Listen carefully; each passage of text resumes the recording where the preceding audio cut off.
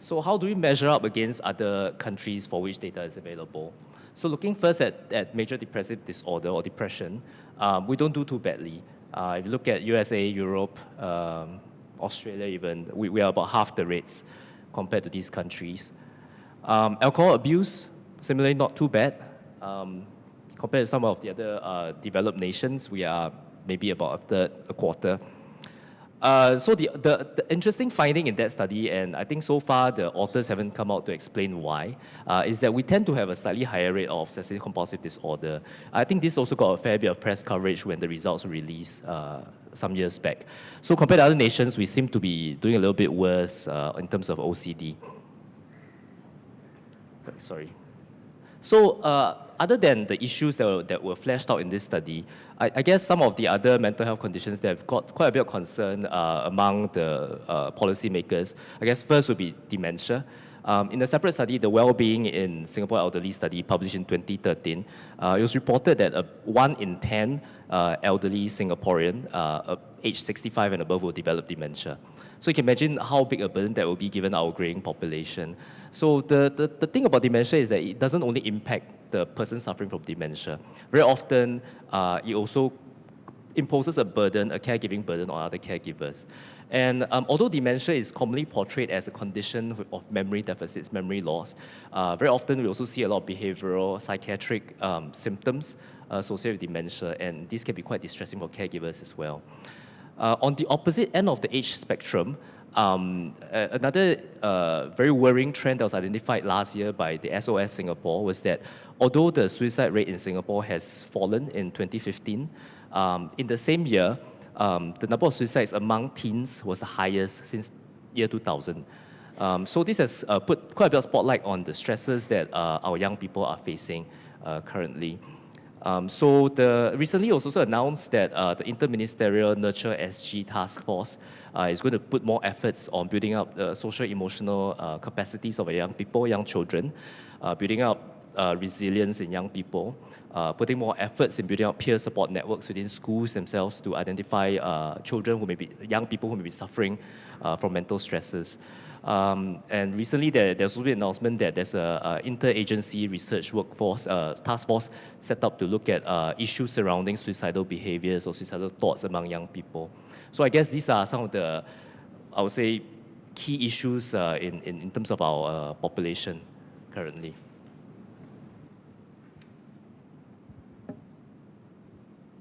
Okay, it's quite a relief to look at this table. So many of the countries that are ranked higher than us, United States, New Zealand, Australia, so they're ranked higher than us in the World Happiness Report. But you can see that they have a higher proportion of people suffering from major depressive disorder. So we seem to be doing better than them. Right. Okay.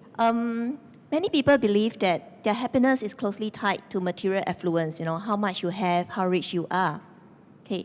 Well, what can research tell us about the importance of material factors versus other psychological factors? So earlier you mentioned about the importance of social relationships. So what about, so in comparisons, are these factors equally important, or are psychological factors more important? Yeah. First, money matters. Money is still important.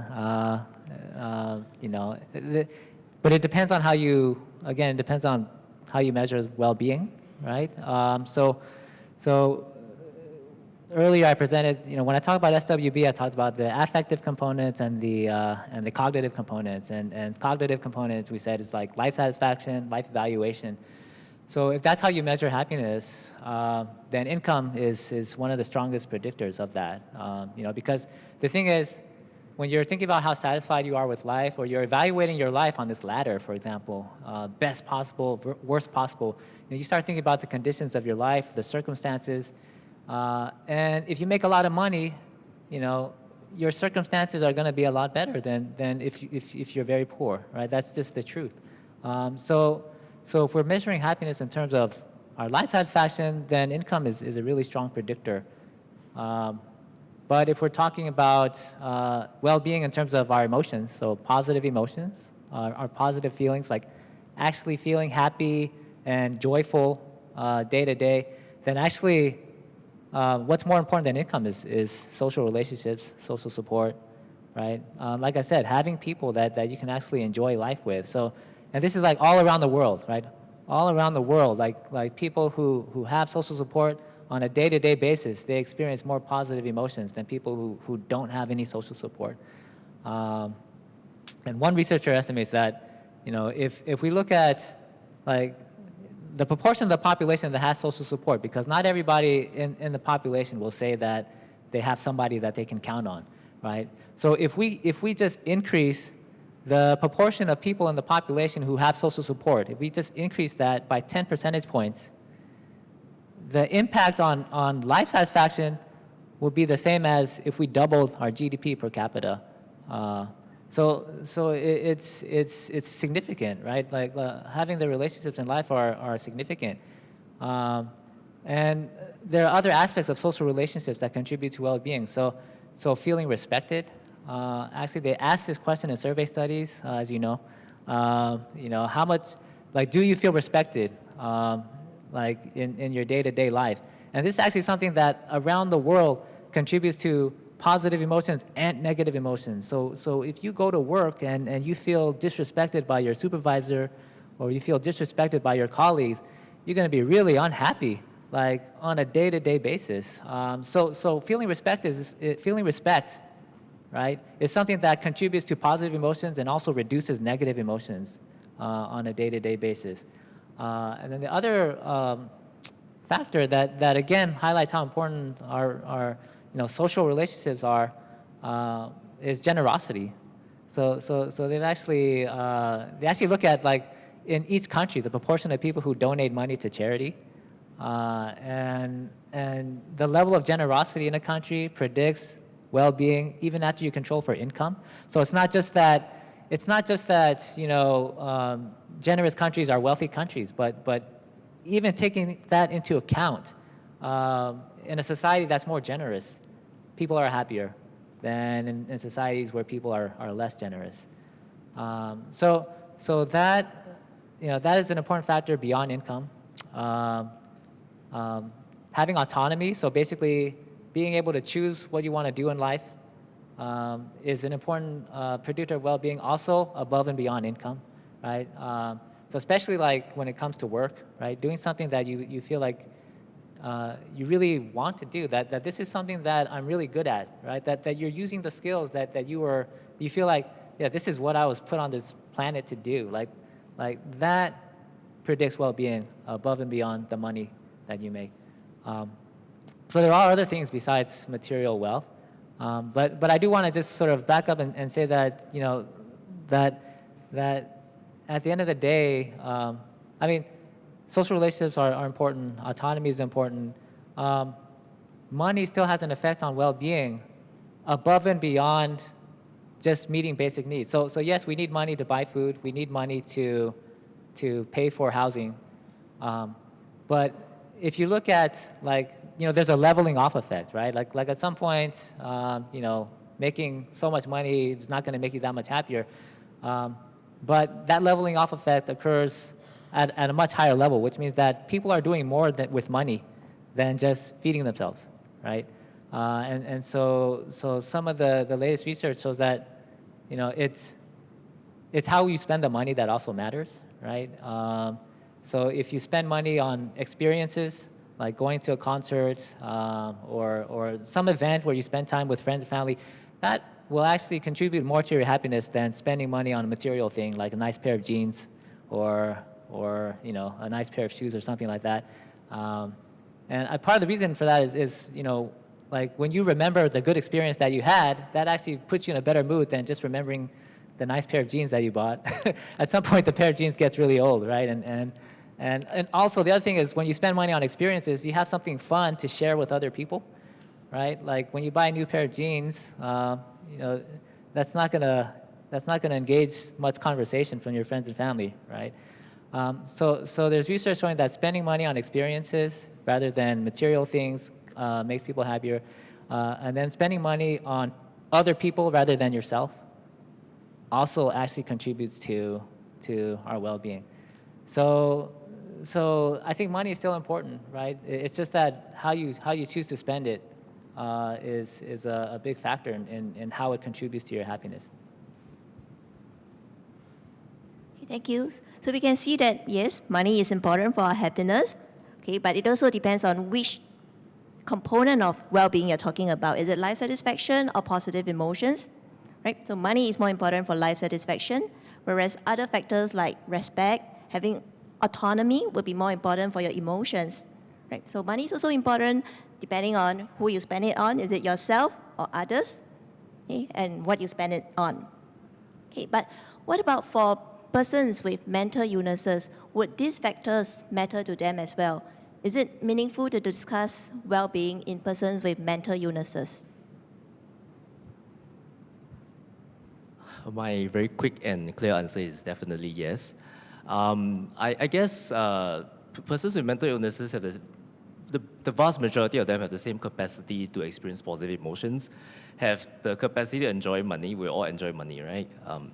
Have the capacity to be gainfully employed, have the capacity to enjoy meaningful relationships. So my quick answer is definitely the same factors that matter to you and me in terms of our personal well-being and happiness matter equally to persons with mental illnesses. In fact, I'll go as far as to say that I guess issues of well-being are probably even more pertinent in persons with mental illnesses. So an analogy I have is if let's say you were to come down with physical illness, what's the common response, at least in local context among the Chinese? Or you got to take more tonic, you got to build up your health, you got to inoculate yourself and make yourself healthier so they don't fall sick so often. Strangely, this line of logic doesn't seem to apply as much to persons with mental illnesses. I guess there's a reason why mental illnesses are sometimes also called the forgotten illnesses. I think over the years we have got better at diagnosing and treating mental illnesses, but I think we have sometimes also forgotten how to go beyond just diagnosing and treating. A key purpose of diagnosing and treating mental illnesses, I guess, is to help people who suffer from such conditions regain the potential to lead more full lives. But this is where we seem to have got stuck. We haven't taken the next step to actually helping such persons move on and move a step further and actually fulfilling that potential. So some aspects of well-being that are probably very pertinent to persons with mental illness. Increasingly, we are starting to understand that persons with mental illnesses tend to suffer in terms of physical well-being as well. There's a very strong correlation, a higher rate of physical illnesses, physical health conditions, and higher rates of mortality amongst persons with mental illnesses. So there are various explanations. I'll maybe just run off a few. First is some of the genetic factors that give rise to mental illnesses can also increase the risk of other physical health illnesses, like heart problems. As we are all also aware, persons with mental illnesses tend to be quite socially and economically disadvantaged, and this can have repercussions such as maybe less healthy lifestyle habits, like more sedentary lifestyle, poorer eating habits, and more importantly, many of them actually have less of access to quality health care. Maybe not so much in this country, but in several other nations, this is quite the state of matters there. So for these various reasons, I think now, even in developed nations, healthcare professionals are paying more attention to also looking at the physical health conditions among persons with mental illnesses. And also, mental illnesses are a little bit different from other illnesses in the sense that there is a very strong stigma associated with mental illnesses even till this day, and even in maybe more developed nations. And this causes a lot of emotional anguish for sufferers of such conditions as well. And last but not least, I think mental illnesses, unlike maybe a pneumonia, tuberculosis, tend to be very, very chronic conditions. They don't really go away fully. And I guess as a result of that, people who have to bear this burden of the illness, they tend to suffer a pretty long period of time as well. So I guess I found this concept very useful, the fact that well-being and mental health problems or mental illnesses are actually on two very separate independent axes. In terms of research, I think we have done very well looking at issues on your right-hand side of the screen. We've done very well looking at well-being amongst people with minimal or no mental health problems. But to my knowledge, we haven't had a lot of research or studies looking at mental health or well-being amongst people with mental illnesses. And I guess in this panel of researchers, I'm hoping to interest them in maybe also taking a look at how we can study ways and other methods to learn more about what factors promote greater well-being amongst mentally ill, and how to promote greater well-being amongst mentally ill. Thank you. Susan, you have shown us earlier that there are differences in how the English-speaking versus Chinese-speaking communities perceive happiness. Do you think these cross-linguistic differences would lead to differences in what matters to the well-being of these different communities? Because so far we've been talking about the different factors that are important to our happiness. Yes, I would think that there are definite differences in what matters in life or in achieving well-being or happiness between the Chinese-speaking and English-speaking communities. Earlier on, my table has shown that the English-speaking speakers tend to be more pragmatic.